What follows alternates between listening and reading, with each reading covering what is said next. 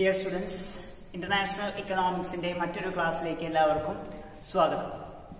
നമ്മൾ കഴിഞ്ഞ ക്ലാസ്സുകളിലൊക്കെ ഈ ഒരു ട്രേഡ് ബാരിയേഴ്സിനെ കുറിച്ചിട്ടാണ് ഡിസ്കസ് ചെയ്തിട്ടുണ്ടായിരുന്നത് അല്ലേ? അതായത് രണ്ട് രാഷ്ട്രങ്ങൾ ഇന്റർനാഷണൽ ട്രേഡിൽ ഏർപ്പെടുന്ന സമയത്ത് അവിടെ കമ്മോഡിറ്റീസ് എക്സ്ചേഞ്ച് ചെയ്യുന്നതിന് നിലനിൽക്കുന്ന ബാരിയേഴ്സ്, തടസ്സങ്ങൾ എന്തൊക്കെയാണ് എന്നുള്ളതാണ് പറഞ്ഞിട്ടുണ്ടായിരുന്നത്. ഓക്കെ, അത് പ്രധാനമായിട്ടും tariff barrier, non tariff barriers ആയിട്ട് ക്ലാസിഫൈ ചെയ്യാമെന്നുള്ളത് നമ്മൾ കണ്ടു. ടാരിഫ് ബാരിയേഴ്സ് വിവിധ രീതിയിലുള്ളത് നമ്മൾ കണ്ടു കഴിഞ്ഞു. ഓക്കെ, പിന്നെ ലാസ്റ്റ് ക്ലാസ്സിൽ നമ്മൾ പറഞ്ഞുകൊണ്ടിരുന്നത് different types of non tariff ബാരിയേഴ്സിനെ കുറിച്ചിട്ടാണ് അല്ലെ?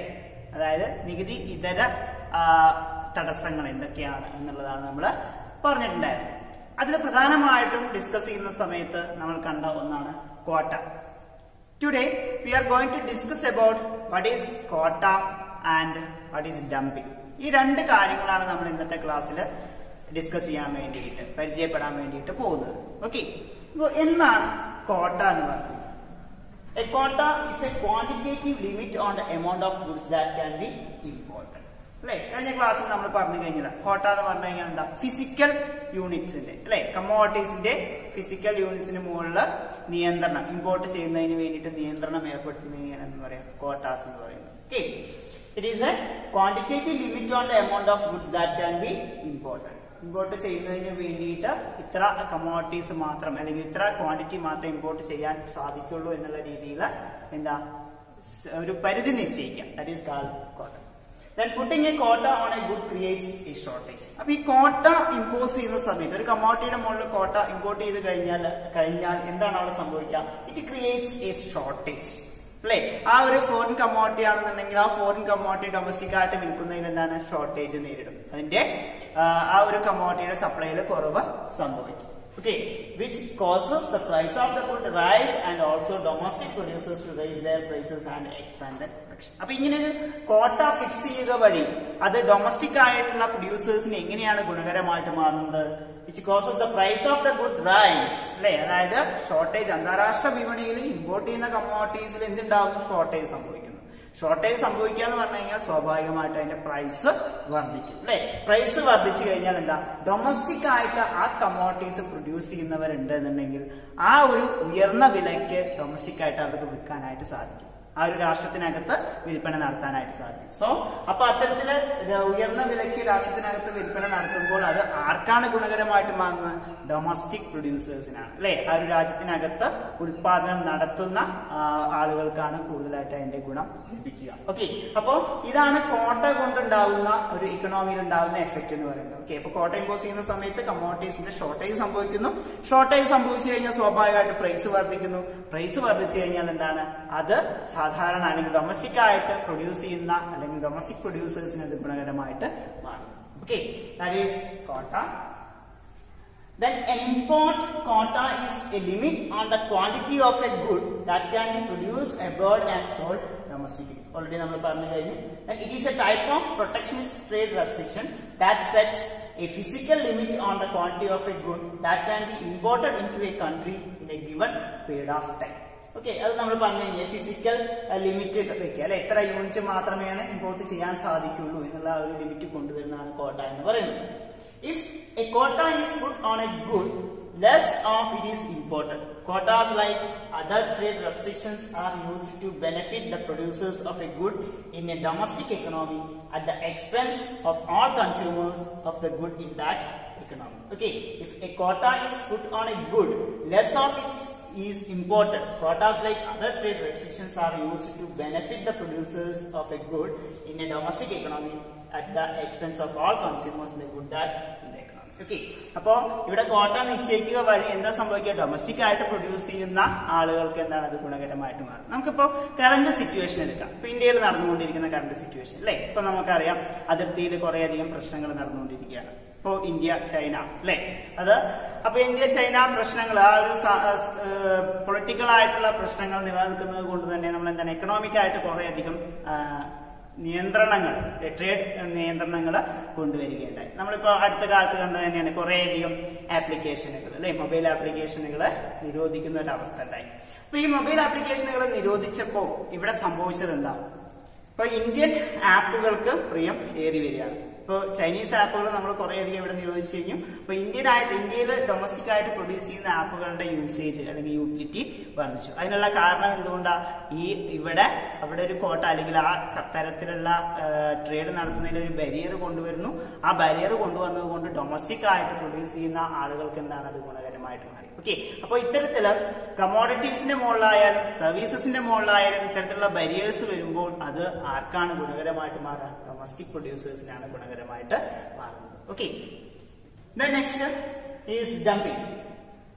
Dumping is international price discrimination. Okay, ഇതേപോലെ തന്നെ വരുന്ന മറ്റൊരു ട്രേഡ് ബാരിയർ ആണെന്ന് പറഞ്ഞാൽ ഡംപിംഗ് എന്ന് പറയുന്നത്. അവിടെ പ്രൈസില് വ്യത്യാസം വരുത്തിക്കൊണ്ട്, കമ്മോഡിറ്റിയുടെ വിലയിൽ വ്യത്യാസം വരുത്തിക്കൊണ്ടാണ് അവിടെ എന്താ ട്രേഡ് റെസ്ട്രിക്ഷൻ കൊണ്ടുവരുന്നത്.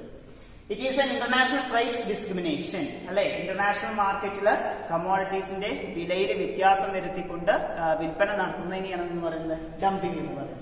Price discrimination is usually practiced by a monopolist and refers to changing different prices to same commodity for different people. Okay, എന്താ ഈ പ്രൈസ് ഡിസ്ക്രിമിനേഷൻ എന്ന് പറഞ്ഞു കഴിഞ്ഞാൽ അത് സ്വാഭാവികമായിട്ട് നമ്മളൊരു മൊണോപ്പൊളി മാർക്കറ്റിലൊക്കെ കാണാൻ സാധിക്കുന്നതാണ്. ഒരേ ഉൽപ്പന്നം തന്നെ വ്യത്യസ്ത വിലയിൽ വ്യത്യസ്ത ഉപഭോക്താക്കൾക്ക് ലഭ്യമായി കൊടുക്കുന്നതിനെയാണ് പ്രൈസ് ഡിസ്ക്രിമിനേഷൻ എന്ന് പറയുന്നത്. Okay, then a firm may charge higher price for domestic consumers and lower price for foreign consumers. That is dumping. Dumping എന്ന് പറഞ്ഞാൽ ഇത്രയേ ഉള്ളൂ. A firm may charge higher price for domestic consumers and a low price for foreign consumers. അല്ലെങ്കിൽ foreign ട്രേഡില് നിലനിൽക്കുന്ന സമയത്ത് അന്താരാഷ്ട്ര വിപണിയില് തന്റെ ഉൽപ്പന്നങ്ങൾക്ക് വില കുറച്ചുകൊണ്ടും ഡൊമസ്റ്റിക് വിപണിയിൽ വില ഉയർത്തിക്കൊണ്ടും വിൽക്കുന്നതിനെയാണ് പറയുന്നത് ഡംപിംഗ് എന്ന് പറയുന്നത്. ഇതുകൊണ്ട് ഒരു എക്കണോമിക്ക് ഉണ്ടാകുന്ന നേട്ടം എന്തായിരിക്കും? പ്രധാനമായിട്ടുള്ള നേട്ടം ഇത് മാത്രമാണ്, അന്താരാഷ്ട്ര വിപണിയിൽ ഒരു സ്ഥാനം കണ്ടെത്താനായിട്ട് സാധിക്കുന്നു. അതായത് വില കുറച്ച് വിൽക്കുക വഴി എന്താണ് കുറേയധികം ഡിമാൻഡ് ആ കമ്മോഡിറ്റിക്ക് ഉണ്ടാവും അല്ലെ. അപ്പൊ കൂടുതലായിട്ട് ആളുകൾ ആവശ്യക്കാരേറുകയാണെന്നുണ്ടെങ്കിൽ ആവശ്യക്കാരേറുമ്പോൾ സ്വാഭാവികമായിട്ടും എന്താണ് അതിൽ നിന്ന് ലഭിക്കുന്ന വരുമാനം വർദ്ധിക്കും. ഓക്കെ, അപ്പൊ അത്തരത്തില് ഡൊമസ്റ്റിക് മാർക്കറ്റിലെ വില കൂടിയ വിലയ്ക്കും ഇന്റർനാഷണൽ മാർക്കറ്റില് വില കുറഞ്ഞ വിലയ്ക്കും വിൽക്കുന്നതിനെയാണ് പറയുന്നത് ഡംപിംഗ് എന്ന് പറയുന്നത്. Okay, then the two necessary conditions for price discrimination and dumping ആണ്. അതായത് രാഷ്ട്രങ്ങള് ഇത്തരത്തിൽ ഡംപിംഗ് നടത്തുന്നതിന് പ്രധാനമായിട്ടും മുന്നോട്ട് വയ്ക്കുന്ന രണ്ട് കണ്ടീഷൻസ് എന്തൊക്കെയാണ് എന്നുള്ളതാണ് പറയുന്നത്.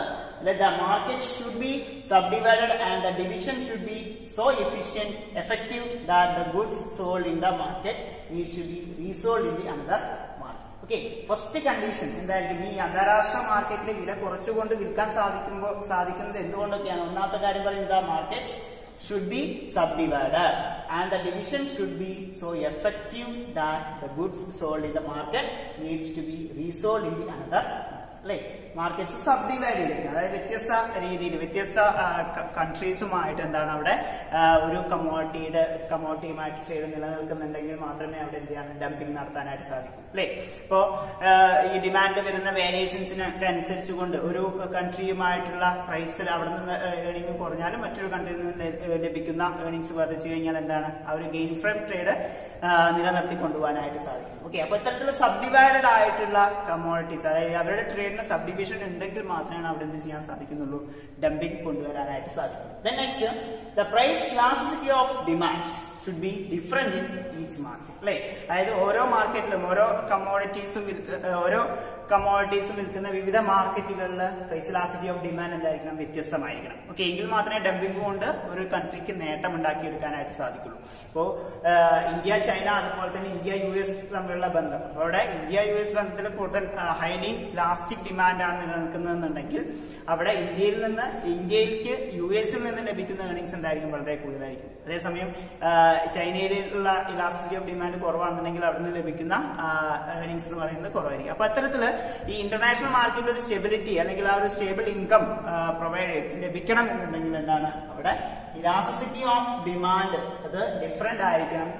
അത്തരം മാർക്കറ്റുകളിൽ ഡംപിംഗ് നടത്തുന്നത് മൂലം മാത്രമാണ് ആ ഒരു കൺട്രിക്ക് നേട്ടം ഉണ്ടാക്കിയെടുക്കാനായിട്ട് സാധിക്കുന്നത്. ഓക്കെ, അപ്പൊ പ്രധാനമായിട്ടും ഈ ഡംപിംഗ് നടത്തുന്നതിന് വേണ്ടിയിട്ടുള്ള രണ്ട് കണ്ടീഷൻസ് ആണ് പറഞ്ഞത്. എന്താ? Market should be subdivided and the division should be so effective that the goods sold in the one market needs to be resold in the another market.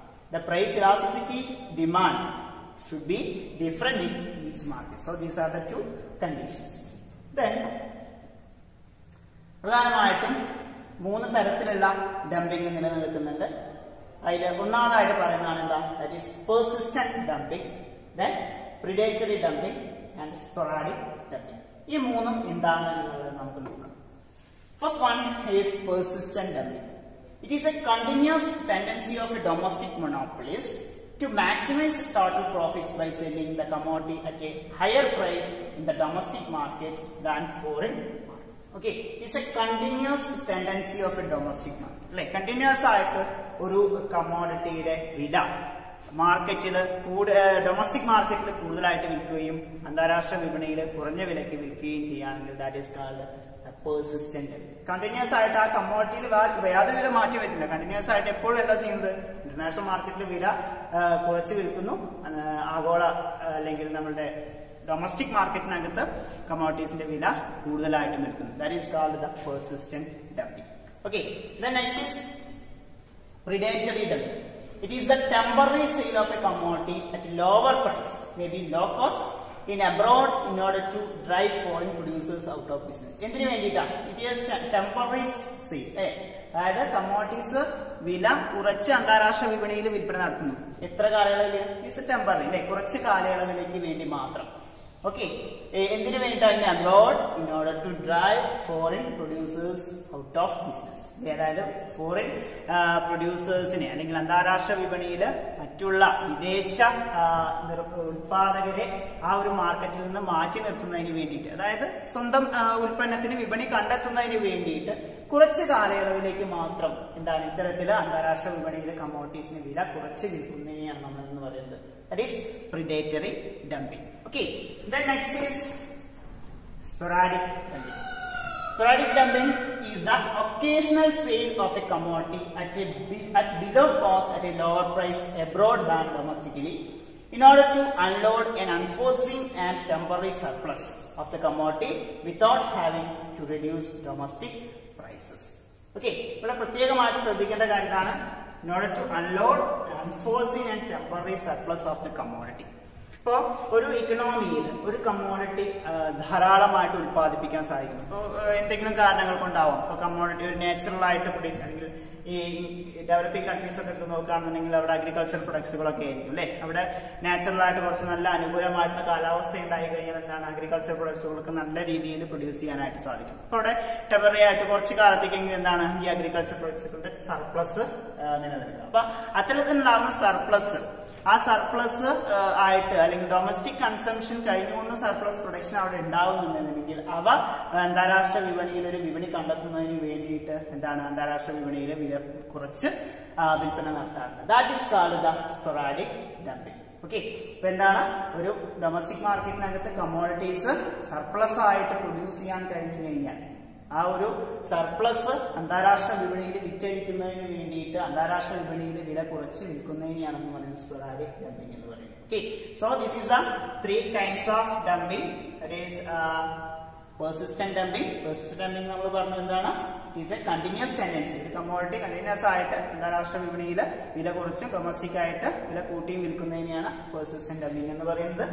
Then predatory dumping എന്ന് പറഞ്ഞു കഴിഞ്ഞാൽ it's A temporary sale of A commodity. കുറച്ച് കാലയളവിലേക്ക് മാത്രം അന്താരാഷ്ട്ര വിപണിയിൽ ആ കമ്മോഡിറ്റിയുടെ വില കുറച്ച് വിൽക്കുന്നത്. എന്തിനു വേണ്ടിയിട്ടാണ്? അതായത് ഈ അന്താരാഷ്ട്ര വിപണിയിൽ മറ്റുള്ള രാഷ്ട്രങ്ങളുടെ അല്ലെങ്കിൽ മറ്റുള്ള പ്രൊഡ്യൂസേഴ്സിന്റെ ഒക്കെ ആ ഒരു കുത്തക ഇല്ലാതാക്കുന്നതിന് വേണ്ടിയിട്ടാണ് ഇത്തരത്തില് പ്രിഡേറ്ററി ഡംപിംഗ് നടത്തുന്നത്. Then next sporadic dumping. Sporadic dumping എന്ന് പറഞ്ഞു കഴിഞ്ഞാൽ ഒരു എക്കണോമി അല്ലെങ്കിൽ ഒരു ഫേം ധാരാളമായിട്ട് ഉത്പാദിപ്പിക്കാം അല്ലെ. ചില സന്ദർഭങ്ങളിൽ എക്കണോമീസ് ഓഫ് സ്കെയിൽ ഒക്കെ നിലവിൽ വരാണെന്നുണ്ടെങ്കിൽ അവിടെ എന്താണ് ധാരാളമായിട്ട് സർപ്ലസ് എക്സസ് പ്രൊഡക്റ്റ് ഉണ്ടാവുന്നതായിട്ട് കാണാൻ സാധിക്കും. അപ്പൊ അത്തരത്തില് എക്സസ് ഔട്ട്പുട്ട് സർപ്ലസ് ഉണ്ടായി കഴിഞ്ഞാൽ അവയൊക്കെ എല്ലാം വിറ്റഴിക്കുന്നതിന് വേണ്ടി എന്താണ് അന്താരാഷ്ട്ര മാർക്കറ്റിൽ വില കുറച്ച് വിൽക്കേണ്ടതായിട്ട് വരും. That kind of dumping is called sporadic dumping. Okay, so these are the 3 types of dumping. Okay, that is all about the quota and dumping. ഇപ്പൊ ഇന്നത്തെ ക്ലാസ്സിൽ നമ്മൾ പ്രധാനമായിട്ടും രണ്ട് വിഷയങ്ങളാണ് പഠിച്ചത്. കോട്ട എന്താണെന്ന് പഠിച്ചു, അതുപോലെ തന്നെ ഡംപിങ് എന്താണെന്ന് പഠിച്ചു അല്ലെ. കോട്ട എന്ന് പറയുന്നത് ഒരു കമ്മോഡിറ്റിയുടെ മുകളിൽ ഫിസിക്കലായിട്ട് അല്ലെ, കമ്മോഡിറ്റിയുടെ മുകളിൽ ഇമ്പോർട്ട് ചെയ്യുന്നതിന് ഇത്ര ക്വാണ്ടിറ്റിയിൽ ഒരു നിയന്ത്രണം ഏർപ്പെടുത്തുന്നതിനെയാണ് കോട്ടാസ് എന്ന് പറയുന്നത്. ദെൻ ഡംപിങ് എന്ന് പറഞ്ഞു കഴിഞ്ഞാൽ ആഭ്യന്തര വിപണിയിലെ വിലയേക്കാൾ കുറഞ്ഞ വിലയ്ക്ക് അന്താരാഷ്ട്ര വിപണിയിൽ കമ്മോഡിറ്റീസ് വിൽപ്പന നടത്തുന്നതിനെയാണ് ഡംപിങ് എന്ന് പറയുന്നത്. ഓക്കെ, ഡംപിങ് പ്രധാനമായിട്ട് 3 തരത്തിലാണുള്ളത്: predatory dumping, sporadic dumping and persistent dumping. Okay, അപ്പൊ ഇത്രയും കാര്യങ്ങളാണ് നമ്മൾ ഇന്നത്തെ ക്ലാസ്സിൽ ഡിസ്കസ് ചെയ്യാൻ വേണ്ടിയിട്ട് ഉദ്ദേശിച്ചിട്ടുണ്ടായിരുന്നത്. മറ്റൊരു ടോപ്പിക്കുമായിട്ട് അടുത്ത ക്ലാസ്സിൽ കാണാം. Thank you.